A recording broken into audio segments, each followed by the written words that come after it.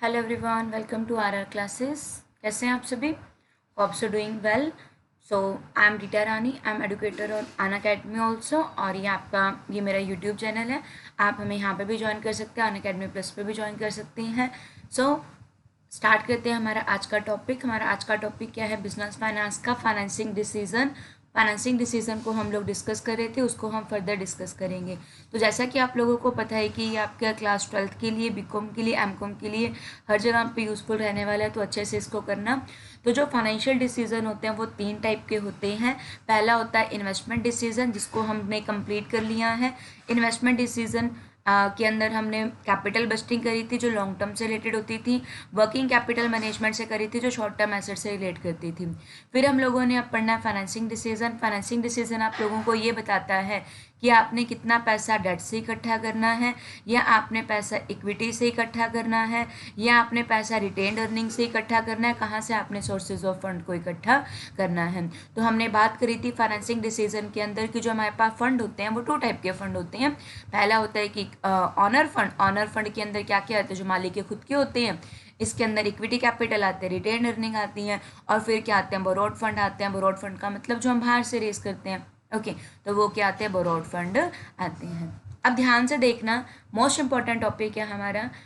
अब हमने ये डिसीजन लेना है कि हमने पैसा डेट से इकट्ठा करना है, या इक्विटी से इकट्ठा करना है, या फिर हम लोगों ने रिटेन्ड अर्निंग मतलब कि जो आप लोगों के पास रिजर्व पड़ा है उसको यूज़ करना है, या फिर कोई बैंक से लोन लेना है। तो हमारे पास बहुत सारे फैक्टर होते हैं जो इस बात को क्या करते हैं? कंसीडर करते हैं कि हमने पैसा कहाँ से ऑब्टेन करना है। इनको इफेक्ट करने वाले बहुत से फैक्टर होते हैं, तो उनको हम लोग डिस्कस करते हैं। तो पहला फैक्टर हमारे पास क्या है? कॉस्ट। हम ये देखेंगे कि हर पैसे को ऑब्टेन करने की कॉस्ट क्या आ रही है। कॉस्ट का मतलब क्या होता है? देखो, जैसे कि डिबेंचर होल्डर के ऊपर क्या दिया जाता है? एक फिक्स रेट से इंटरेस्ट दिया जाता है, जिसकी पेमेंट करनी आपके लिए कंपलसरी होती है। अगर पेमेंट नहीं की तो वो पर्सन केस कर सकते हैं। लेकिन जो इंटरेस्ट होता है वो एक नॉमिनल अमाउंट का इंटरेस्ट होता है। 5 to 10% तक का इंटरेस्ट वेरी करता है, या फिर 12%, 15% बस। तो उसकी जो कॉस्ट होती है वो क्या होती है? उसका इंटरेस्ट होता है। इक्विटी के ऊपर क्या दिया जाता है? डिविडेंड दिया जाता है। प्रॉफिट का वो वाला पार्ट जो सब कुछ आपने टैक्स पे कर दिया, इंटरेस्ट पे कर दिया, लास्ट में जितना भी बच गया वो सारा किसके लिए बचता है? इक्विटी शेयर होल्डर के लिए बचता है। मतलब कि जो डिविडेंड होता है वो बहुत ज़्यादा ह्यूज अमाउंट के अंदर जाता है। जो डिविडेंड होता है वो बहुत ज़्यादा ह्यूज अमाउंट के अंदर जाता है। हम यहाँ पे केवल इन दो को ही कंपैरिजन करेंगे कि हमने क्या करना है। कॉस्ट के पॉइंट ऑफ व्यू से डेट को यूज़ करना है या इक्विटी को यूज़ करना है। तो देखिए ध्यान से, अगर हम लोग डेट को यूज़ करते हैं तो उसकी कॉस्ट बहुत कम आती है, लेकिन अगर हम लोग इक्विटी को यूज़ करते हैं तो उसकी कॉस्ट बहुत ज़्यादा आती है, हमें उसको बहुत ज़्यादा पे करना पड़ता है। सेकेंडली, अगर हम लोग डेट का यूज़ करेंगे तो हमको क्या देना पड़ेगा? इंटरेस्ट देना पड़ेगा। तो उस इंटरेस्ट के ऊपर हमें क्या मिलता है? टैक्स का बेनिफिट भी मिलता है। ओके, इंटरेस्ट के ऊपर हमें क्या मिलता है? टैक्स का बेनिफिट भी मिलता है। हमारा टैक्स कम हो जाता है। हम ट्रेडिंग ऑन इक्विटी में अच्छे से पढ़ेंगे कि किस तरीके से टैक्स कम हो जाता है। तो एक कंक्लूजन याद रखना, from the point of view of cost हमने कौन से सोर्स ऑफ फाइनेंस को यूज़ करना है? हमने डिबेंचर को यूज़ करना है। बोरोड फंड, डिबेंचर के अंदर, बोरोड फंड के अंदर डिबेंचर भी आ जाएंगे, बैंक का लोन भी आ जाएगा। आप किसी को मर्जी यूज़ कर सकते हैं।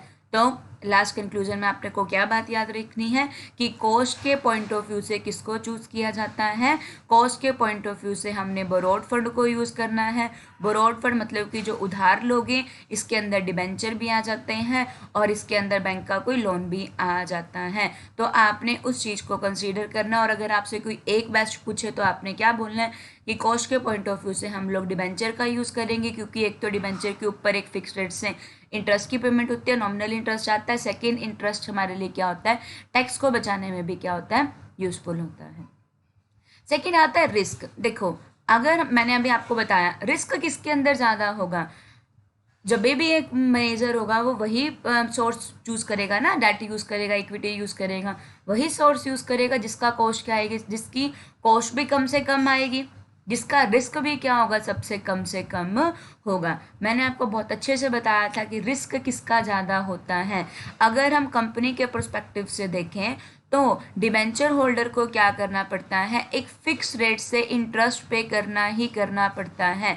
अगर नहीं पे किया तो ये केस भी कर सकते हैं। लेकिन इक्विटी शेयर होल्डर के ऊपर क्या दिया जाता है, डिविडेंड दिया जाता है, और वो डिविडेंड तभी देंगे जब हमें प्रॉफिट होगा, अदरवाइज हम लोग किसी प्रकार का कोई डिविडेंड नहीं देंगे। तो रिस्क हमारे लिए किस केस के अंदर है, रिस्क हमारा है डिबेंचर के केस के अंदर। ओके, कॉस्ट भी कम किसके अंदर आती है, डिबेंचर के अंदर आती है। रिस्क किसके अंदर ज़्यादा होता है, रिस्क किसके अंदर ज़्यादा होता है, डिबेंचर के अंदर ज़्यादा होता है। तो रिस्क के पॉइंट ऑफ व्यू से हम रिस्क को कम करना चाहेंगे, इसका मतलब हम डिबेंचर को यूज़ नहीं करेंगे। हम किसको यूज़ करेंगे, ऑनर फंड को या फिर इक्विटी शेयर कैपिटल को यूज़ करेंगे। दो फैक्टर कंप्लीट हो गए, पहला क्या है कॉस्ट, सेकंड क्या है रिस्क। कॉस्ट के पॉइंट ऑफ व्यू से किसको चूज करना है, कॉस्ट के पॉइंट ऑफ व्यू से डिबेंचर को यूज़ करना है क्योंकि उसकी कॉस्ट कम आती है। रिस्क के पॉइंट ऑफ व्यू से किसको चूज करना है भाई, रिस्क के पॉइंट ऑफ व्यू से इक्विटी को यूज करना है क्योंकि उनमें रिस्क कम होता है, डिविडेंड देना होता है, प्रॉफिट होगा तभी देंगे, अदरवाइज हम लोग नहीं देंगे। ठीक है, लास्ट मीनिंग आप लोगों को क्लियर हो गया। ध्यान से मैं यहाँ पे लास्ट कंक्लूजन लिख देती हूँ। कॉस्ट के पॉइंट ऑफ व्यू से किसको चूज करोगे, कॉस्ट के पॉइंट ऑफ व्यू से डेट को यूज करोगे क्योंकि फिक्स रेट से इंटरेस्ट पे करना होता है और टैक्स बेनिफिट मिल जाता है। रिस्क के पॉइंट ऑफ व्यू से किसको चूज करोगे, इक्विटी को चूज करोगे। ठीक है, उसके बाद आता है आपका third point flotation cost. Flotation cost का मतलब क्या होता है, देखिए जब आप लोग शेयर्स को इशू करते हो या फिर आप लोग बैंक डिबेंचर को इशू करते हो, तो जब हम कुछ सिक्योरिटीज़ का इशू करते हैं, है ना, सिक्योरिटीज़ का इशू करते हैं तो हमारे पास कुछ खर्चा लगता है, जैसे कि हमें अंडर राइटर को अपॉइंट करना पड़ता है, अंडर राइटिंग फ़ी रखनी पड़ती है। अंडर राइटर कौन होते हैं, ध्यान से समझना। जब एक कंपनी क्या निकालती है, शेयर्स का इशू निकालती है ना, कंपनी एक शेयर्स का इशू निकालती है, पब्लिक जब उस शेयर को क्या करती है, खरीदती है, पब्लिक उस शेयर को क्या करती है, सब्सक्राइब करती है। तो ये ज़रूरी होता है कि जितने कंपनी ने शेयर्स इशू किए हैं, कम से कम मिनिमम 90% पब्लिक उसको क्या कर ले, सब्सक्राइब कर लें। ठीक है, लोग 90% शेयर खरीद लें। अगर वो नहीं खरीदते हैं तो सारा इशू क्या हो जाता है, फेल हो जाता है। इससे बचने के लिए कंपनी किसको अपॉइंट करती है, अंडर राइटर को अपॉइंट करती हैं। जो अंडर राइटर एक तो शेयर को सेल करने के अंदर आप लोगों की हेल्प करेंगे, और अगर 90% नहीं हो पाया, सपोज कंपनी ने 1 लाख शेयर के इशू निकाले थे, पब्लिक ने 85,000 के खरीद लिए, होने कितने के चाहिए थे, कम से कम 90,000 के, तो ये 5,000 के कौन खरीद लेगा, ये 5,000 के अंडर राइटर खरीद लेगा, जिससे कंपनी का इशू फेल नहीं होगा और कंपनी अपना आगे काम कर पाएगी। ओके, तो इशू को बचाने के लिए मिनिमम 90% लेकर आने के लिए हमें अंडर राइटर अपॉइंट करना पड़ता है, तो अंडर राइटिंग की फ़ी देनी पड़ती है, लीगल फ़ी जमा करानी पड़ती है। मैंने आपको बहुत अच्छे से बताया हुआ है कि जब भी हम लोग को कंपनी का जब भी काम चलता है, जब भी कंपनी बनती है, तो हमें एमओए प्रिपेयर करना पड़ता है। एमओए क्या होता है, फुल फॉर्म मेरे को कमेंट बॉक्स में लिख के बताना एमओए क्या होता है। एमओए प्रिपेयर करना पड़ता है, प्रोस्पेक्टस प्रिपेयर करना पड़ता है, और रजिस्ट्रार होता है, आरओसी होते हैं, रजिस्ट्रार ऑफ कंपनी होती है, उसके पास अपना रजिस्ट्रेशन करवाना पड़ता है अपनी कंपनी का, लीगल फ़ी पे करनी पड़ती है, रजिस्ट्रेशन फ़ी पे करनी पड़ती है। तो हम लोग ये देखेंगे फ्लोटेशन कॉस्ट के पॉइंट ऑफ व्यू से, वो देखेंगे जिसकी फ्लोटेशन कॉस्ट कम आएगी वही वाला सोर्स अपनाएंगे, है ना।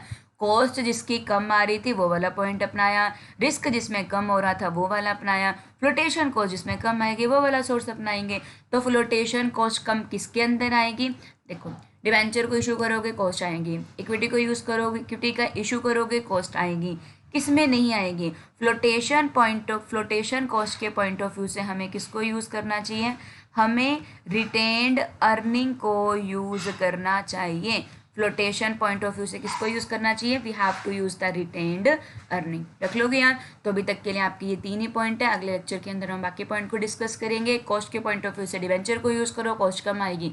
रिस्क के पॉइंट ऑफ व्यू से इक्विटी को यूज़ करो क्योंकि वहाँ पे रिस्क क्या होगा, कम होगा, क्योंकि वो क्लेम नहीं कर सकते हैं किसी भी चीज़ का। फ्लोटेशन कॉस्ट के पॉइंट ऑफ व्यू से रिटेन्ड अर्निंग को यूज़ कर लो क्योंकि उसको इशू करने की कोई कॉस्ट नहीं आती, बिजनेस के अंदर ही प्रॉफिट पड़ा है। ओके, सो अगर अच्छा लगा तो लाइक कर देना, सब्सक्राइब कर देना, और wish you happy learning. Thank you.